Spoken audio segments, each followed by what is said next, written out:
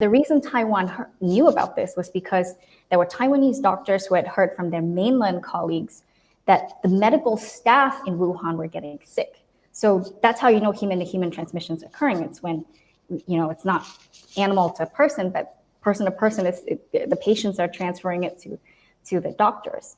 So Taiwan reports this, and it takes weeks before, I think on the 14th of January, you still had that famous tweet by the WHO saying there's still no evidence of human-to-human transmission.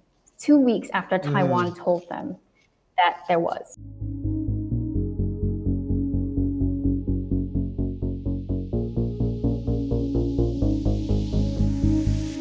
Hey, I'm Dave Rubin, and this is the Rubin Report. Reminder, everybody, you can get all of our full episodes absolutely ad-free 5 full days early at rubinreport.com. And more importantly, joining me today is the managing director of Ideas Beyond Borders, as well as the New York editor for Spectator magazine, Melissa Chen. Welcome to the Rubin Report. Hi, Dave. Thank you for having me. I cannot believe that this is your first solo appearance on the Rubin Report. You were on the show way back when we were on Aura TV. That's something like 25 years ago, I think, at this point, with our friend Faisal Al-Mutar, who's your cohort at Ideas Beyond Borders. Yes. There's a ton I want to talk to you about, of course, but can you just very quickly, who is Melissa Chen? How did you get to the Rubin Report? Well, I have to thank you for having me on again, because that last time when I did it with Faisal, I had the worst hair possible. I was, for some reason, identifying as a male K-pop star, and I don't know what was going on. So I'm thankful to have another chance to show what it actually can look like, potentially. So yes, my name your is hair is Melissa, looking very luxurious, by the way. Which is hard to do when there's no barbers, okay? So I'll put that out there. So my name is Melissa, and I now also am a journalist. I write for Spectator, which is a British magazine. And I also run a nonprofit organization called Ideas Beyond Borders, together with Faisal Al-Mutar, who's a dear friend of both me and Dave's for a long time. I grew up in Singapore, so I only came to the US when I was about 17, came for college. Loved this experience of living in a place with so much civil liberties. And, I guess I stayed after college. I have actually a background in computational biology. That was my degree.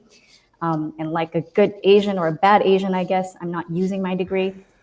And I ended up running a nonprofit and writing. So that's how I got here. Yeah. All right. Very good. Let's just quickly recap a little bit about what you guys are doing with Ideas Beyond Borders. And then I want to focus more on what you've been doing related to coronavirus, some interesting stuff in New York City, trying to get people supplies. And you have some knowledge on what's going on with China and the rest of it. But just tell everybody a little bit about Ideas Beyond Borders. Because before Corona, there was a whole other world out there. And you guys were doing some really great stuff and continue to do. Right. I mean, it's interesting because early January of 2020, the focus of this world was on the Middle East, right? Right after the whole General Soleimani was killed in Iran, and that was shifting the focus to that part of the world. It seemed like a hotspot. There were protests going on in Lebanon and Iraq. And so, that seemed like to be start of World War III or something. And then all of a sudden, coronavirus just consumed everything. So Ideas Beyond Borders is a nonprofit organization founded by my friend Faisal, who is an Iraqi refugee. And what we do is we take ideas that are not available in Arabic, translate them into the language, and make them freely available. We focus on ideas about science, about philosophy, and about civil rights, pro-liberty ideas, basically. And the idea is just, if you have a heterodox,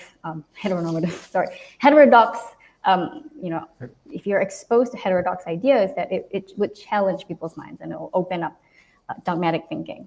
So that was the reason Ideas Beyond Borders was founded. And actually today, not only have we done a ton of books, Wikipedia articles, we've also done videos. And right now we're actually combating a lot of the misinformation about coronavirus in Arabic, because ever since China released that whole propaganda theory about, thing about like the U.S. Army was the one that released the virus. That's the kind of like conspiracy theories that take root in the Arab world. That's what they want to believe. Yeah. All right. So we're obviously going to focus a lot on that. But very quickly, you mentioned that you grew up in Singapore until you were 16, 17 years old. Can you just talk a little bit about what that was like and why that kind of led you to being someone that actually cares about freedom of expression and open inquiry and all that good liberty stuff that you talk about? I mean, Singapore is a great place to grow up. In a way, it's very stable, very safe, and very affluent as a country.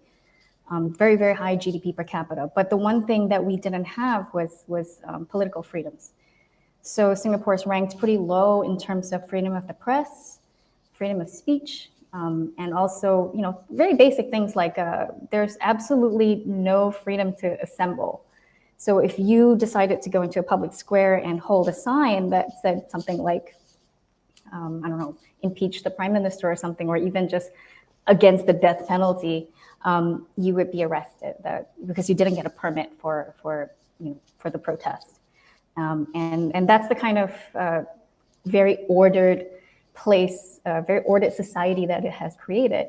But for me, it's always kind of been this thing on my shoulder, kind of weighed down on me that, you couldn't just speak your mind. You always had to self-censor. And it just, I knew I wanted to be in a place where this was just not even, I didn't have to think about it, that you could just be free, to be yourself. Yeah. So that's How why are we I doing chose with the that United in States. America It these would've days? You know what?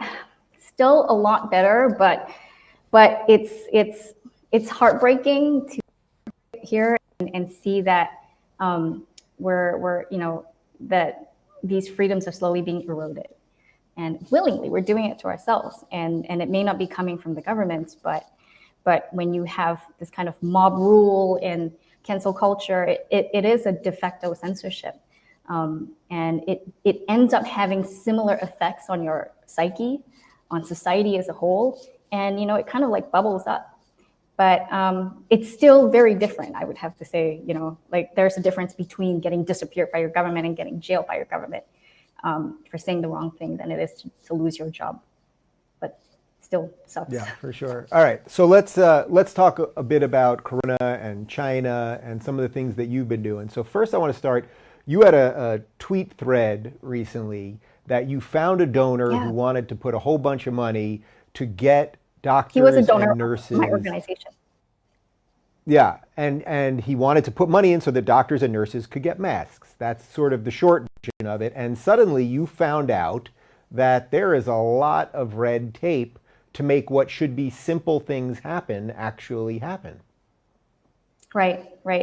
So, this, what they call personal protective equipment, short would be PPE. It includes masks, gowns, the face shields and everything that healthcare workers really need to use to protect themselves. And a lot of people had been talking about, okay, we were in dire need of this. We didn't stockpile. A lot of the hospitals didn't stockpile. The states didn't do it. And so, when you have a sudden rush of cases, as you did in New York City, the ICUs were overcapacitated. That's when, hospitals realized that, oh no, we're running out of PPEs very quickly. We're just going through them such quick rate. And it was a huge shortage. And it's not just in the United States, it's pretty much anywhere else. Italy's facing the same problem as well. So very, very kind donor reached out and said, I really want to help. And he's not the only one. There are a lot of people that, it's one of the best things about America is this ingenuity from just average people who just, when there's a problem, they just step up and want to just contribute somehow. And so what I started finding was, okay, I got people saying that hospitals saying, we need this PPE so badly. Healthcare workers are saying the same thing, and then donors are coming forward. But then to even make that match happen and get the masks to the people that need them was a complete Kafka-esque nightmare. And it's in part due to all the different layers of regulation, starting with, the employers basically said, if you talk to the press or if you post about it on social media, you might get fired. And I think there was a case where a doctor in Washington State was fired for basically blabbering about the shortage. And then you have the CDC and the WHO saying, you know what, masks are not needed, right? This was some rhetoric that's been kind of circulating since the crisis started. And that helps hospitals kind of like CYA, cover your ass. Because if masks are not needed, then the onus isn't on them to stock up and protect the workers. It basically like protects them. It gives them some liability. If let's say you die on the job or something, then it's harder to sue because it's not required, right? The CDC just said, you don't really need masks. And then you have compliance issues. So like the FDA, they need to certify all the incoming the masks for, does it do what it says it does and everything. But then different layers of certification, different agencies have different standards. And then you have this like bidding war. So like all 50 states are bidding. The feds are bidding for the same, supply pool. And then you have NGOs, and then you have the global market, and we're all just end up bidding against each other, just driving the price up. And then it's what should have been done is like, perhaps start off with some sort of like all the governors kind of come together to start a consortium and bid, right, against global actors as well. And it's just, there's just so much redundancy, opaqueness built into this entire market that it's been so difficult trying to get PPEs to the hospitals. And the last, yeah. So I know that a lot of my audience hearing this is going to go, oh yeah, well of course. I mean, regulation, red tape. This is exactly what the government does to get us all in a boondoggle where prices drive up, nobody can get what they want, and the rest of it. Yeah. So is the best way to just get rid of all the red tape? How do we then make sure that products that actually work are the ones getting to us if there's no regulation whatsoever? I'm slightly playing the devil's advocate. There's short-term, long-term issues. So one of the stories that came out was this Brooklyn man was apparently hoarding. He had started purchasing millions of masks or something and was hoarding a lot of them. And we're so concerned about price gouging that, if you're an importer here, you don't want to be guilty of price gouging. So you don't import the masks because of the price fluctuations, and the feds are going to come after you, as they did after this Brooklyn man who basically did nothing wrong except buy a ton of masks and hold on to them. That's his property, and they came and they seized it. And while this is good intention, we should, businesses or people shouldn't be trying to make a profit during a crisis.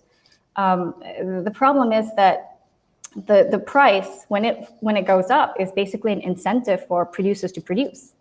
So we should be letting the prices fluctuate, right? Because then we can rush to meet the demand. And it's one of those policies or sentiments that just has unintended consequences. It sounds good in principle, but it has unintended consequences.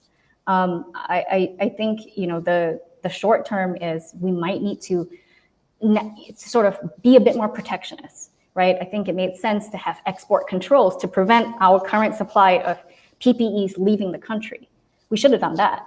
But then in the long term, we have to let the market, fluctuate because it's going to correct itself. But, people, what Facebook did? Facebook prevented mask advertisements. So if you were, because they were concerned about the hoarding issue. So they basically said, all right, we can advertise now. But then if you were and you came up with a way to, 3D print a mask, now you raise money for the Kickstarter. Yeah.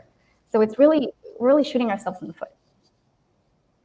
So you mentioned the WHO, the World Health Organization, and the CDC, the Center for Disease Control. It seems like in the last month, the messaging out of the WHO specifically has been just absolutely all over the place. And, there's some people that say, oh, well, they didn't want to push people into masks sort of for the reasons you're saying, because then regular people who maybe don't need them are going to get all the masks. The people who need them won't have access to them. But have they as an organization really just kind of flubbed this thing from the beginning? Yeah, absolutely. There's no question that the WHO has, basically abandoned its duties in so many ways. I mean, you can go all the way back to December If you go back to December 30th, that's when China first reported to the WHO, that there were these cases, a cluster in Wuhan, about 41 people. That was the first time it was reported. A day later, on the 31st of January, New Year's Eve, Taiwan basically said to the WHO, hey, we have heard that this is really serious and that there's human-to-human transmission. This was on the 31st of December. And the reason Taiwan knew about this was because there were Taiwanese doctors who had heard from their mainland colleagues that the medical staff in Wuhan were getting sick. So that's how you know human-to-human transmission is occurring. It's when, it's not animal to person, but person to person, the patients are transferring it to the doctors. So Taiwan reports this, and it takes weeks before, I think on the 14th of January, you still had that famous tweet by the WHO saying there's still no evidence of human-to-human transmission. 2 weeks after Taiwan told them that there was. And this has been the story of how they've handled this. They've kowtowed to China. Wait, let's just pause there for 1 sec, though. Let's just pause there for 1 sec. What is that? Like, what do you think structurally, as someone that knows about organizations like this, like, what happened in those 2 weeks? Were they intentionally misleading us? Did they just completely drop the ball? Was there political pressure? Was it, they didn't want to be too alarmist? I mean, is it some combination of all of those things? No, actually, the problem is that Taiwan doesn't have membership to the WHO. So China has very successfully muscled Taiwan out. So Taiwan's not recognized as a member. And for Taiwan, that's very dangerous because, if you don't have that connection to the WHO, you are not plugged into this global health alert system. And the global health alert system is not plugged into Taiwan. So whatever intel Taiwan had was completely missed. And then the worst part for Taiwan is that because China basically muscled them out, when all the other countries were placing travel bans, they were trying to ban, people from China traveling to their countries. They inadvertently banned Taiwan because Taiwan was seen as part of China, which is what China wants. Okay, so the WHO drops the ball, and then we've subsequently seen some other strange tweets, and we've seen some strange statements by some of their representatives. Trump was talking about a ban from China back in January, right? Yeah. He instituted the ban, I think, 30th or 1st of January. That's when the ban actually happened. But at the time, the WHO was saying that they shouldn't do it, that you shouldn't restrict travel to China. And shortly after that, also, the Chinese Foreign Ministry said that they reacted very badly to Trump's ban, saying that it was racist and xenophobic to institute the ban. Yeah, surprise, surprise. So what do you make of the fact that now, because hindsight is 2020, people are saying, oh, Trump didn't do anything in February. Everyone knew that this was going to happen. Trump didn't do anything. I checked yesterday, and it turns out that, there was a Democratic debate on February, I think it's 7th, 19th, and 25th. None of those debates mentioned anything about coronavirus, oddly, yet the media is now telling us that everybody was talking about all of this stuff in February. No, they were not. Could he have done more? Should he have done more? How do you balance keeping people sane and keeping the economy open versus a potential looming threat, all of that? I mean, he did suggest that he was somewhat distracted by the impeachment proceedings. And for the whole month of February, you did have our journalist class doing one of two things, saying that this was just, kind of the flu, just another flu, or warning people about, that the stigma against Asian Americans was worse than the virus itself. And so even on the 9th of February, you had the health officials in New York City saying, come out for our Lunar New Year parade, everything's okay, life is normal, stand up to xenophobia and racism. So they were still acting as if, understandably, a lot of people missed this. It's okay, let's all just party and mix and stand in defiance to this virus. So a lot of people missed it, but I read yesterday that on the 29th of January, that Pino Navarro, who was the trade official in Trump's cabinet, actually wrote a memo warning and saying that this virus is the real deal. And there's going to be, at worst, 2 million deaths, at best 100,000, but we got to act on it. And he proposed actually a travel ban. Trump said he didn't read the memo, but shortly after, on the 31st, he actually did put down the travel ban. That's one of the good things about Trump, is that he didn't really care about that. And this virus actually really fit in well with his ideological priors, for being conservative on immigration, and being a bit more nationalistic in terms of trade and engagement. America first. Yeah. Can you talk a little bit about just like the inner machinations of China? Because right now it's like, just in the last few days, we've seen this thing where, US cases are spiking, but China is reporting no new cases, no new deaths. And it's like, all right, well, and then NBC News will literally make that statement. The AP will make that statement. And it's like, well, I guess that's sort of reporting, in that you're reporting what China's reporting, but that's not really independent reporting. Like, can you just talk a little bit about how information can or can't travel in China? The media's job is to be skeptical.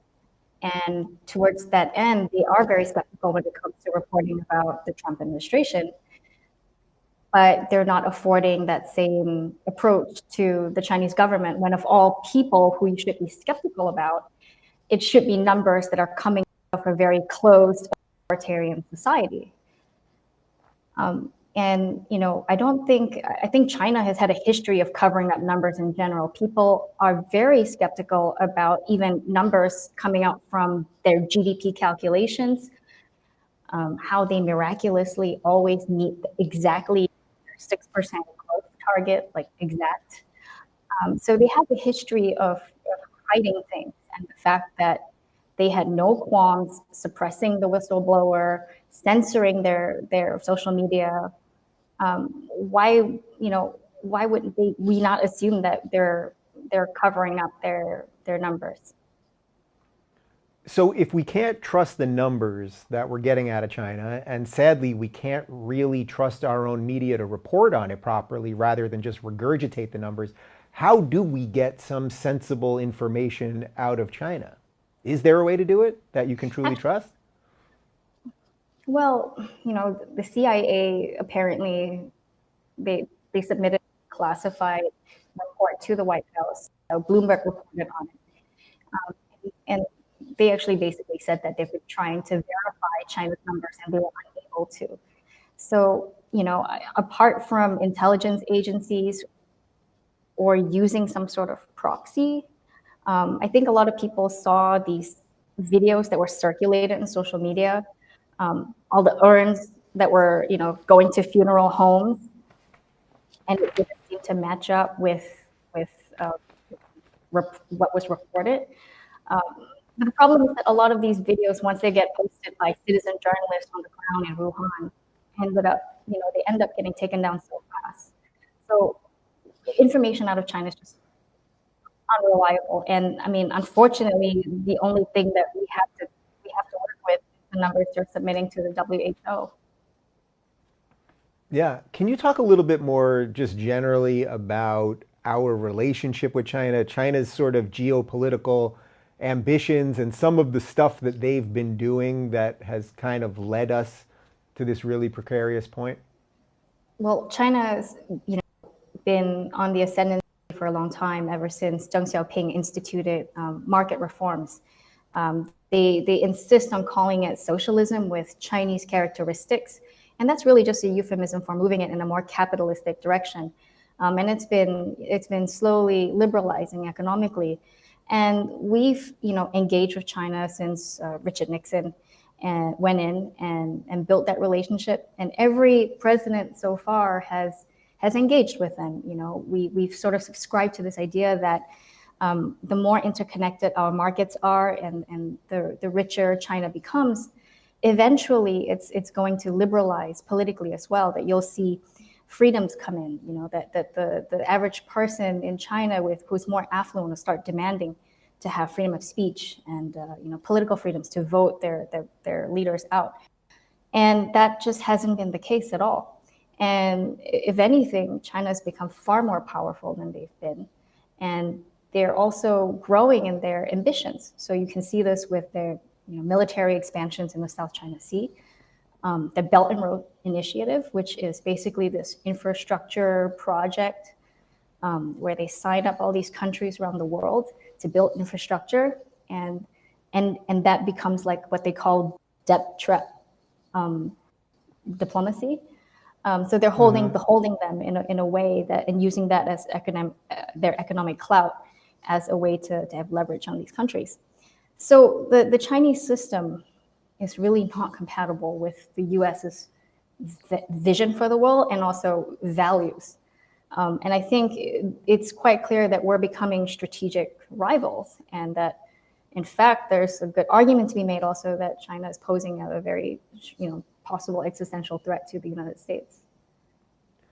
So are you saying that for the 2+ years that we were focused on Russia and Ukraine, perhaps we should have been focused elsewhere, and that our eye was off the ball because of some other nonsense? Is that what you're getting at? Well, one of Trump's campaign promises was, he has been talking about China a lot. You've seen these clips like China when he does that. That's just a central issue to his platform. And he's been talking about it for a long time, that we got a very bad trade deal with them and he was going to come in and fix it. The problem with his rhetoric was that he sort of talked about it in the sense of making America strong again economically, bringing jobs home, but he didn't talk about it, frame it in terms of this geopolitical struggle, which it is.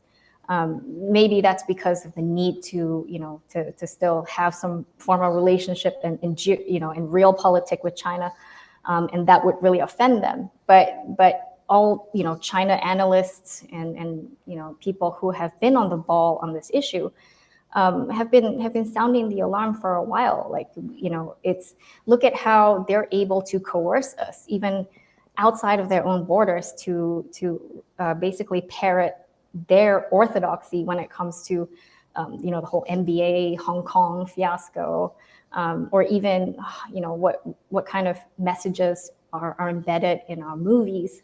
So you can see that they've been trying to influence from afar. How dangerous is it that we owe them a lot of money? These are our creditors. I'm pretty sure we're never going to pay that money back. Where does that put us? In a very precarious position. But there are also very strong signs that the Chinese economy itself is not very sustainable. And that there are issues that, we're just waiting for this bubble to pop. Not having, being indebted to China obviously is giving us a lot of issues when it comes to leverage. And it's also a little bit of an embarrassment that the world superpower is unable to have that financial hold over a trading partner that's also a strategic rival. But Trump has actually ballooned that trade, right, since our deficit since he came into office. And the way this crisis is going to go, that's just going to get even worse with our economy. Yeah. And it's not just our economy and our government that's in bed with China, right? I mean, we've got, the NBA in bed with China. We've got universities in bed with China, giant corporations. So Yeah. there's a multi-layered element to this, right? And companies too. You talked about NBC just now, right? NBC's parent company, Comcast, actually had big deals in China. They've invested billions of dollars to build a Minion Land, this theme parks. I mean, I can't think of anything worse. To me, that is literally hell. It's being in Minion Land in Beijing. So they've invested billions in these theme parks, Harry Potter Village, and you can just imagine when China, what China did to the NBA after one general manager said something about Hong Kong, where they just canceled, all the screenings of the NBA in China. That was how they retaliated when they didn't like what one NBA manager tweeted. Can you imagine, the kind of leverage over media companies, over Hollywood companies, because they have business dealings with them. What do you make of the way that everyone falls into line when it comes to China? So like that NBA thing was pretty amazing because it was a random general manager, I think, for the Houston Rockets, or even maybe it was even an assistant general manager, but a guy that nobody really knew his name outside of the. Yeah, but nobody. So he was he is the general manager, right? And nobody really knows his name outside of the basketball world. But after that happened, the amount of NBA players, LeBron James included, who all sort of bowed to China, the same people who will go on and rip America as a racist, evil state and tell you that Trump is Hitler, but immediately, like all of them, the entire league suddenly was bowing. Steve Kerr is a great example of that, who runs around saying how awful Trump is and everything else, but suddenly when it came to China, gotta shut up pretty quick. Well, the Chinese market is much larger than the US market for the NBA. And they've been trying to get into China for a long time. So this has been, for them, just the biggest moneymaker, not to mention all the licensing deals, NBA stores there, shoe companies and all that. I would say there's actually one player that's been pretty good on this China issue, and that is Enes Kanter. And that's because he himself knows what it's like to live under an authoritarian and what it's like to stand up to one. Turkish prime minister. Turkish in this case, yeah. Yeah, exactly. So it's a shame that market access alone can really modify our behavior so much to the point where, these players who are so quick to support causes and, there was an NBA boycott of North Carolina because of the bathroom bills, that when it came to sticking up for our values, for the right of a, American to just have an opinion about Hong Kong, all of a sudden it just went out the window. That's really sad.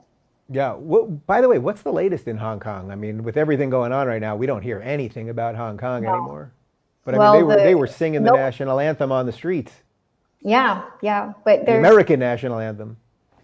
And they were waving the flags and also waving the Union Jack.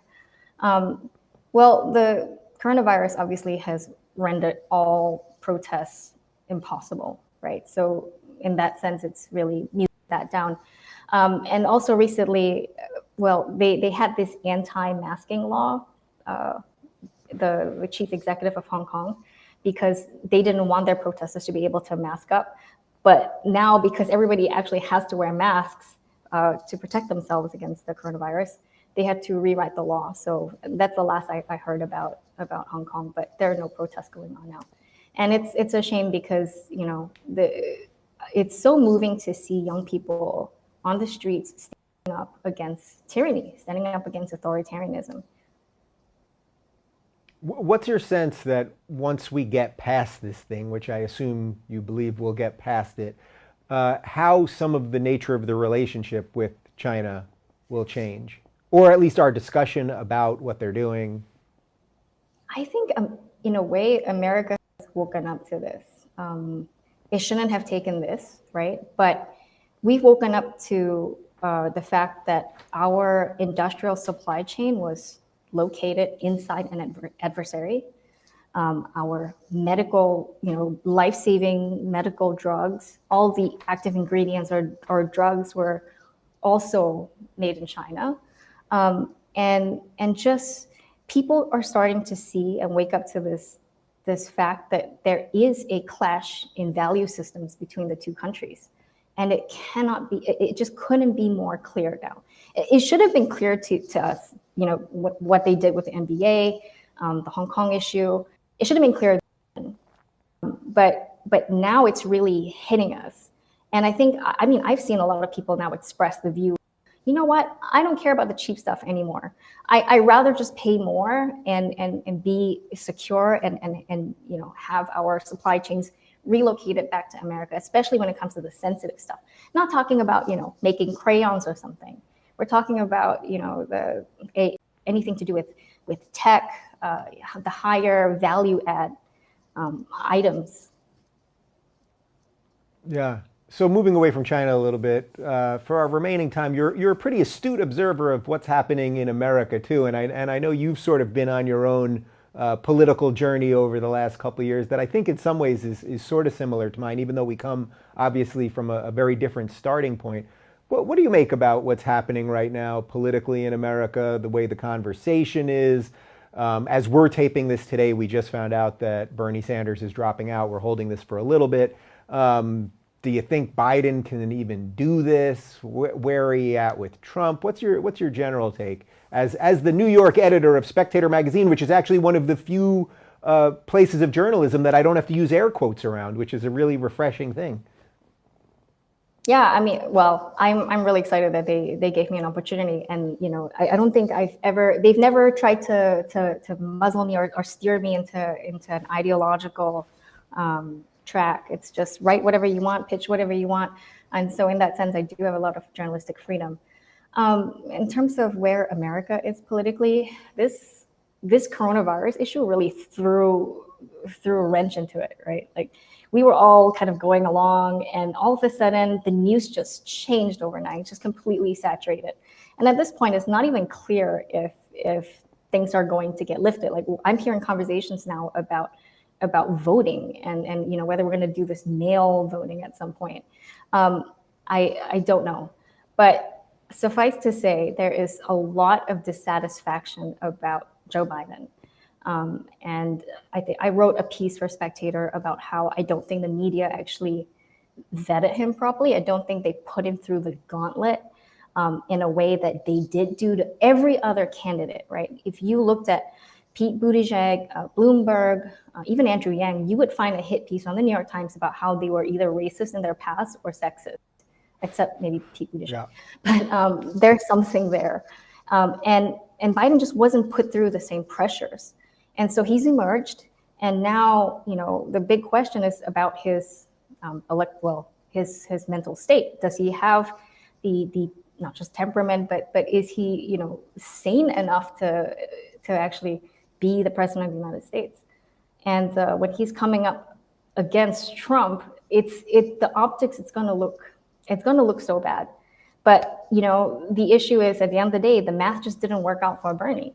I know a lot of people liked him. I know, you're and my friend now, I guess Joe Rogan really liked Bernie too. But I see a lot of people kind of echoing what he said, which is, Bernie or bust on the left. And it's creating such a big rift. I don't know how that's going to get resolved. Yeah. So as someone that's now in the media, what do you make of the media these days? Because I'm sort of like, man, a lot of us have been screaming about the media for a while. And I think maybe now that so many people are trapped at home and they're forced online more, I think it's becoming more and more obvious to people that maybe weren't taking the temperature. So that if you were watching CNN with their selectively edited Trump quotes, and normally you wouldn't pay that much attention to it, now you're stuck at home online and you're seeing full quotes be shared by other people where they stop his sentence right after he says, but this, da, da, da, da, da.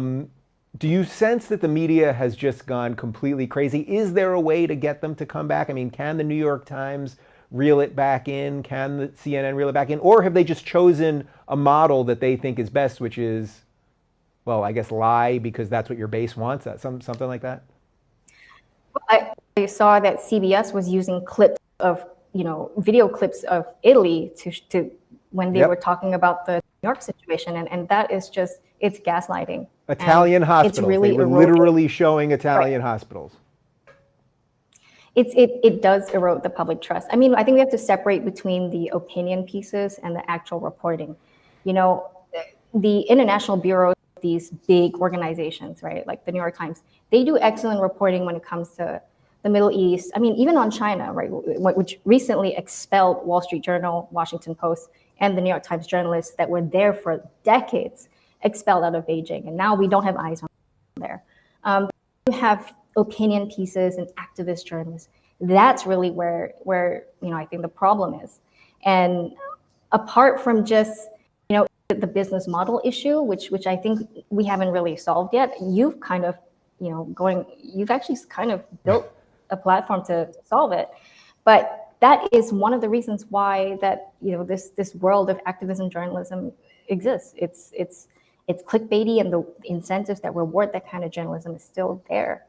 I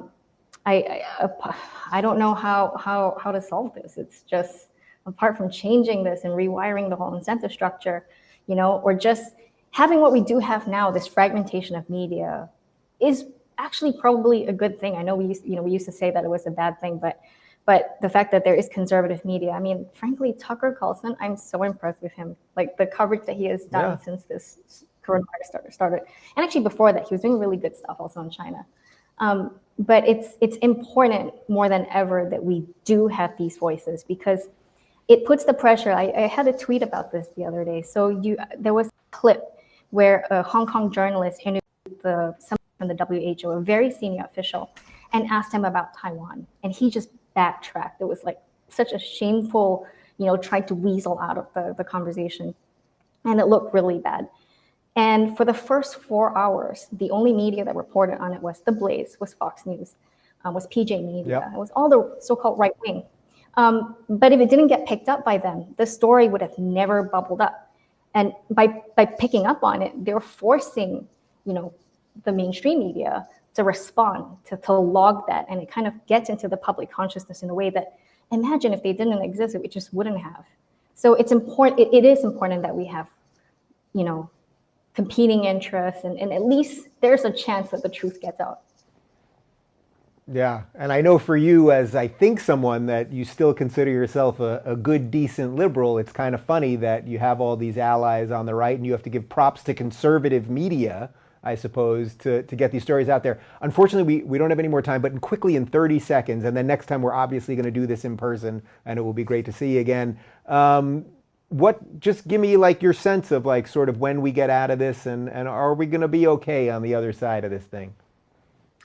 I think we're going to have to learn how to live with it. As long as there's no vaccine, as long as antiviral, whatever antiviral treatments are still not developed, we're going to have to learn how to live with the virus, and there's going to be waves. So we're in mitigation stage now, and I hope our curve start to flatten. California is doing a very good job with it. So we'll see, but things are realigning, and lives are changing. All right, Melissa, that was great seeing you, even though we had to do this through the Skype machine. We will do this in person next time, and good seeing you as always. Hey everyone, we're obviously in some uncharted territory with coronavirus, and our plan here is to help you make as much sense of the situation in a non-alarmist fashion as possible. If you're looking for reliable information from experts on the front lines of the pandemic, check out our coronavirus playlist, which we'll keep adding updates to right over here. And to get notified of all future videos, be sure to subscribe.